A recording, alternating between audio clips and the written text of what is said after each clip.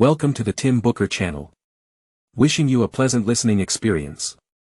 Today, we're going to delve into a book called Work Like a Spy. I'll spend about 30 minutes exploring the essence of this book with you and how to apply spy thinking to gain a competitive advantage in business and life. When we mention spies, we might be influenced by various blockbuster movies we've seen.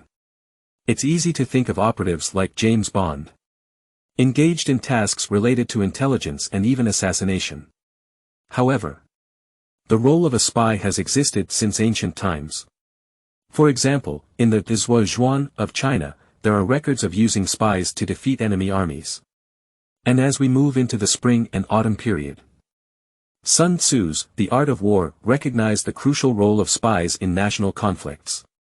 In fact, in the 13th chapter of The Art of War, Sun Tzu explains how to use spies to not only understand oneself but also to understand the enemy, thus achieving success in 100 battles without defeat. In reality, spy thinking is not limited to warfare, nor is it solely associated with secret agents. It's closely related to each person's life. Because spy thinking isn't just a form of military thinking. It's a new mindset that gains a competitive advantage through obtaining critical information. In the past, most of our understanding of success was centered around subjective factors like working harder and being more diligent. However, we often neglect to consider the significant advantage of acquiring information to secure a favorable position in competition. In fact, the ability to acquire information promptly and accurately has a significant impact on our work and career. In today's world, those who understand spy thinking the most deeply are the various national intelligence agencies. Among these agencies, the Central Intelligence Agency, CIA, of the United States stands out as a top-notch institution in spy technology. If we want to understand spy ideology and techniques, learning from the agents of the CIA is undoubtedly a wise choice. And now, moving on to what we're about to introduce. The author of the book, Think Like a Spy, J.C. Carlson. She is a female agent from the CIA. Her educational background is impressive, graduating from Cornell University in the United States. Before her CIA tenure, she worked at companies like New Bark, Best International, and Tech. Later, she was recruited by the CIA due to her capabilities and became a spy agent. She worked at the CIA for 8 years. And this spy career taught her how to apply spy thinking to various life problems. After she left her spy role and returned to civilian life, she realized that spy thinking could greatly assist us in our daily lives. After all this talk, what exactly is the nature of spy thinking? How does it differ from ordinary thinking? And how can we incorporate spy thinking into our lives and work? The upcoming sections of this book aim to address these questions. Think Like a Spy teaches you how to efficiently gather key information and establish a competitive advantage. For instance, when you're job hunting, knowing the genuine employment needs of a company and the skills they value can help you better prepare for interviews. If you understand what aspects a girl you like values in a guy, you'll know how to prepare. If you know what matters most to clients when selecting partners, your chances of success increase. And the author states that all these crucial pieces of information can indeed be obtained. Obtaining them doesn't require illegal techniques like wiretapping or hacking. Instead, you can acquire these essential insights through a series of normal and lawful means. So how can you truly gather key intelligence in a manner akin to a spy? That's what we're about to share next. Covering 3 main aspects. First, how to find and connect with individuals who possess these core pieces of key information. Second, how to elicit from them the information we seek. Third, how to ensure the information we acquire is truthful and reliable. Alright, let's take a look. Starting with the first point. How to find target individuals with core information and establish contact with them. There's a lot of significant information that can greatly assist us in life. Just like we mentioned earlier, what the girl you secretly like is thinking Whether clients are satisfied with our proposed projects. The true operating situation and employment needs of companies we're considering for job applications. All of this information is the crucial intelligence we're seeking. And those who possess this vital information are referred to as target individuals. Therefore, if we want to obtain this key information, we need to figure out who holds the information and is a critical figure. Then, we need to find a way to establish contact with them. There are two main difficulties in establishing contact with such key individuals. First, sometimes we don't know who the target individuals are. This can be quite challenging. Other times, we're certain about who the target individuals are. But it's hard to establish contact with them. For instance, the author gives an example of trying to find target individuals in a challenging scenario. The CIA suspected the presence of a secret terrorist organization in a European country, prepared to launch a terrorist attack. However, these terrorists were hiding in a residential building, cut off from the outside world with no phone or internet usage. So, the CIA agents were at a loss. Without concrete evidence, they didn't know if an attack was imminent or when it might happen. Without evidence, they couldn't take action according to local European laws. So, what to do? This dilemma stumped the intelligence operatives. And at this juncture, the key lies in finding the target individuals. Identifying those who possess crucial information about terrorist activities. CIA personnel analyzed the situation. Knowing that getting the terrorists to voluntarily reveal their plans was highly unlikely, they needed to find people who had continuous contact with the terrorists. People who were familiar with their activities. Who might these people be? Various possibilities were considered, such as neighbors of the terrorists' hideout, people in their vicinity, or those who interacted with them, like delivery drivers or couriers.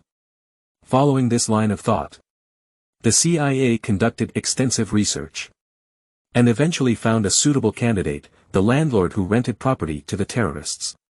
When the CIA agents informed this landlord that the terrorists were preparing bombs in his apartment, he willingly cooperated and promptly provided the CIA with information about the terrorists' movements. This way, the CIA agents successfully followed the leads, gathered the necessary intelligence, and managed to apprehend the terrorists. In this example, we can see the essence of acquiring intelligence. Finding the target individuals, where the landlord played a central role. This technique is applicable in our daily lives as well. For instance, if you're interested in pursuing the most popular girl in school, you need to understand her thoughts and interests. But how can you gather such information? You certainly can't just approach her and ask, "Hey, Miss Popular, what kind of guys do you like?" While that's a method, it's not a spy's approach. If you want to think like a spy, what should you do? You need to find someone who knows her well. Her habits, likes, and dislikes. Perhaps her roommate, a classmate, a friend from her extracurricular activities, or even her best friend. After a careful analysis, her roommate might be an excellent target.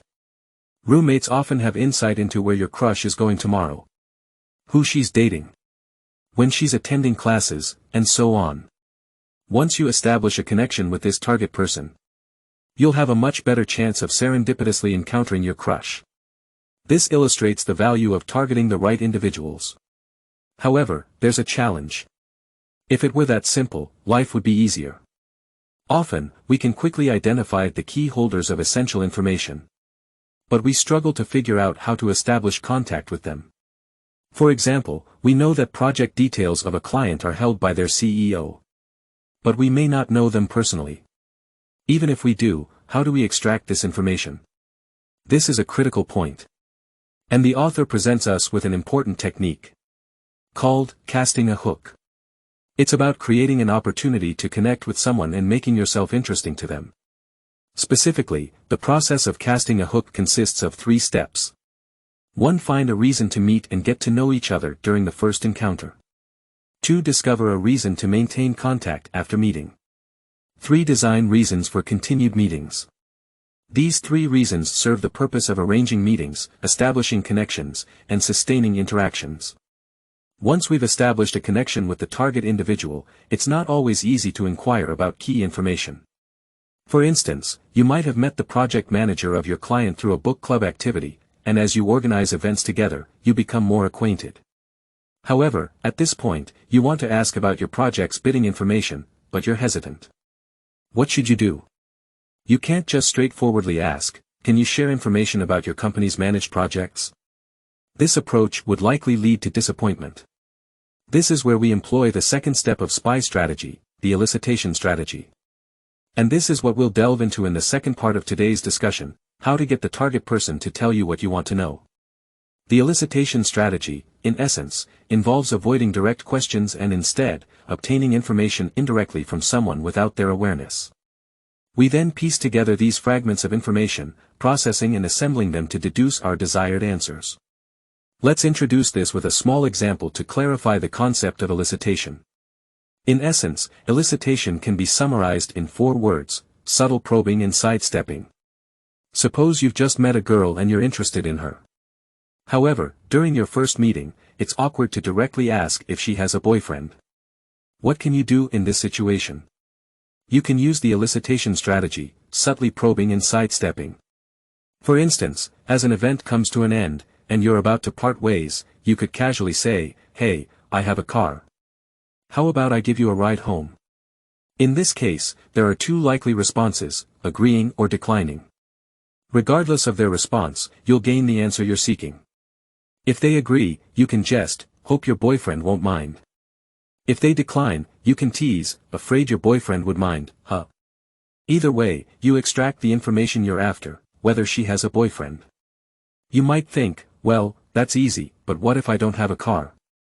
The key isn't whether you have a car, it's designing the right elicitation question. It's about misdirection, making the other person believe you're asking something different when, in reality, their answer reveals what you want to know. This can be achieved even without a car. You might say, "The event's ending. How about I call a cab and we go together?" So, the pivotal point is creating well-designed questions that entice the desired information from the target individual. You might be wondering, isn't this just a diversion, a simple sidestepping technique? True, the concept sounds simple when described, but the effectiveness of a method doesn't solely depend on its simplicity. What matters is your conscious and flexible application of the technique. Often, the information we seek might be highly classified or complex, and we might not easily approach the key target individuals, or we can't access all the information at once. In such cases, skillful use of the subtle probing and sidestepping technique enables us to gather intelligence. The approach might require starting from various angles and piecing together more complex information.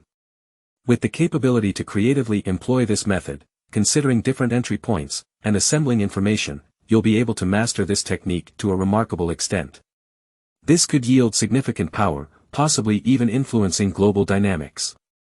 An example from the book illustrates this. A country wanted to obtain updates about the U.S. missile defense system.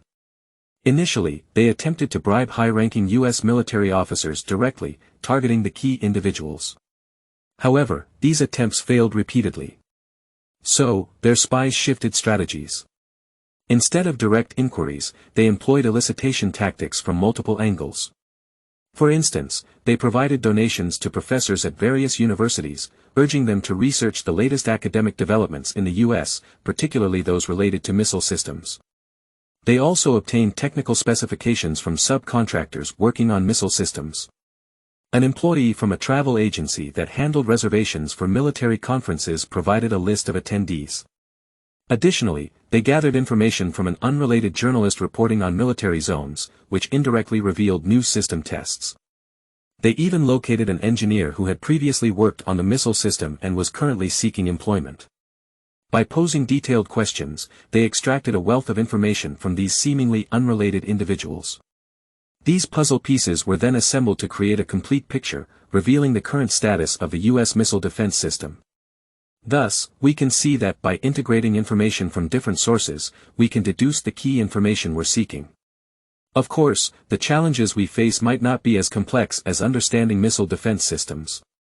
Nonetheless, when applying elicitation tactics, 2 key factors come into play. First, you must clearly define the key intelligence you wish to gather. The second point is to pre-design seemingly unrelated questions to catch the target off guard and elicit the key information you need once they answer. This method has numerous applications in our daily lives and can provide substantial assistance when applied effectively. For instance, when you're job hunting, you can utilize strategic elicitation. Knowing what the interviewer values is crucial during job interviews. Demonstrating qualities that align with the company's focus increases your chances of success. Skillful job seekers adept in strategic elicitation can cleverly design questions that lead interviewers to voluntarily share the information they're interested in.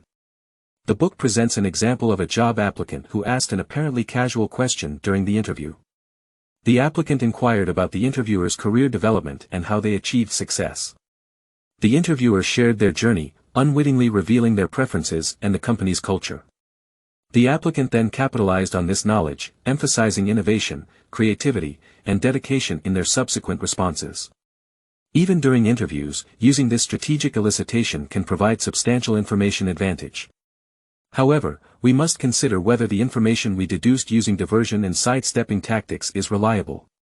The intelligence we gather might become invalid due to changing circumstances or incomplete understanding from key individuals. This can make decisions risky. To mitigate this, we need to ensure that our information remains consistently accurate. This brings us to the third part of today's discussion: how to ensure the ongoing accuracy and reliability of the information we acquire. First and foremost, we need to verify the authenticity of the acquired information. There are two common methods to achieve this: deducing the rationality of intelligence in advance and cross-verifying answers from various information channels. Predicting answers involves honing the ability to make rapid inferences from details in our lives. For instance, if a new colleague named Paul joins your company, you can observe his behavior, attire, conversations, and facial expressions to deduce various aspects about him, like his origin, personality, education, marital status, income level, and interests. Document these deductions in a resume for Paul.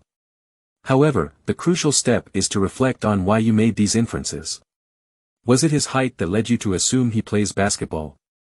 Or his ring to deduce he's married? Or his expensive clothing to infer a high income? By understanding why you inferred certain details, you'll be prepared to accurately judge when interacting with Paul. Compare your actual interactions and the information he provides with your initial deductions. This process trains your judgment, helping you identify situations where your inferences were accurate and where they might have been off target. After gaining the ability to predict answers, you can make rough judgments during conversations with your target individuals. You'll be able to gauge which information is likely accurate and which requires further validation. However, even the most seasoned practitioners might make errors in judgment. That's where the second method comes into play: cross-verifying information from different channels. Especially when circumstances change, it's crucial to be among the first to know. To achieve this, the book suggests developing your own network of informants, your sources. These sources are individuals continuously willing to provide relevant information. In Sherlock Holmes novels, Holmes relied on numerous children frequenting docks and marketplaces to supply information. These sources acted as his eyes and ears in various areas. To establish your sources, focus on frontline personnel. Receptionists, assistants, security personnel, and similar roles hold a wealth of first-hand information. They might appear insignificant but often possess critical insights.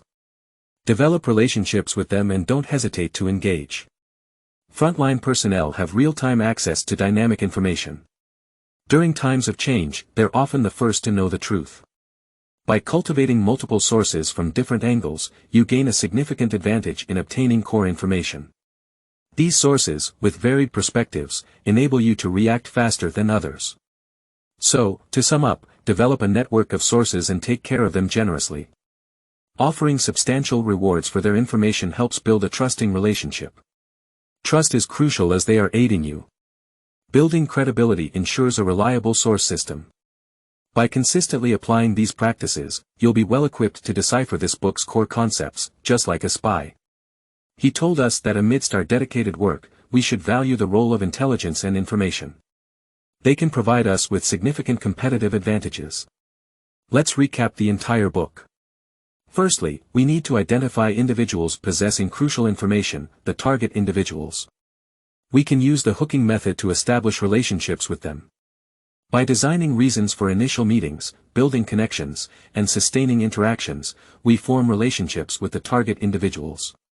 Secondly, using strategic elicitation, we design seemingly unrelated questions that piece together fragmented information into the complete answers we seek. Lastly, regarding the acquired information, we must verify it. In addition to making our own predictions, we should develop our network of sources, enabling us to react promptly and cross-validate information. Alright, that concludes today's content. Congratulations, you've completed another book. Thank you for your support and attention. Please subscribe to the Tim Booker channel, give it a thumbs up, and share it with your family and friends. Wisdom is worth spreading, paving the way for a brighter future. Thank you, and goodbye.